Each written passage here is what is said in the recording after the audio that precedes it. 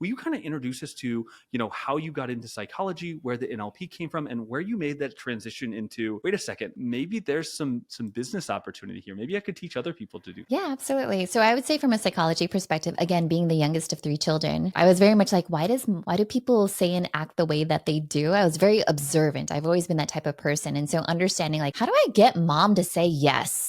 Right? If dad says no, how do I motivate mom to say yes? So I would say I was always a curious child. And I was very much like, let me test out this hypothesis. So it's very, how do I get what it is that I want without getting caught? Was kind of always my thing. So as far as psychology goes, that then developed into the leadership roles that I took in school. I was in the Associated Student Body. I remember being handed this book by Stephen Covey. It was like the 7 Habits of Highly Effective Teams. Yeah. That started to plant the seeds of values, beliefs, and attitudes, right? Of teamwork, and even just the idea of a relationship bank account. And then ROTC, my commander was an ex-Navy SEAL.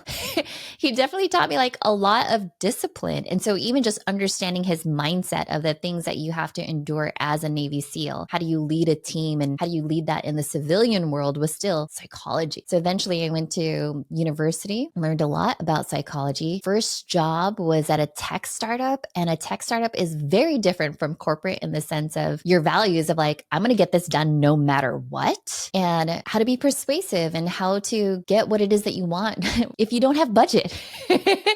So that was really interesting. And then I started working in the ad agency world, which again is still psychology, right? It's marketing. It's how do you get people to buy the thing that you're selling? It's like that movie Inception with Leonardo DiCaprio, right? Like if I could plant an idea and make you think that it's your idea, oh, well, then that's the difference that makes a difference. And honestly, layering NLP as a part of that, NLP is really just understanding how people communicate. How does your mind actually work? And how do you quickly build rapport with them? So for example, I'm a visual communicator, which means I talk really fast. I go from one idea to the other. But if I'm pitching to someone who is like very auditory, then I have to slow down and I have to be very mindful of the words that I use. And most visual communicators, we don't have the right words because we're just like, like we make sound effects, right? In NLP, you learn how to be a better communicator in that sense. And when I was working at the agency, my founders were always like, people love your energy. They love how charismatic you are. They love how you explain things. You are going to be on the pitch team. And so they taught me a lot of like improv,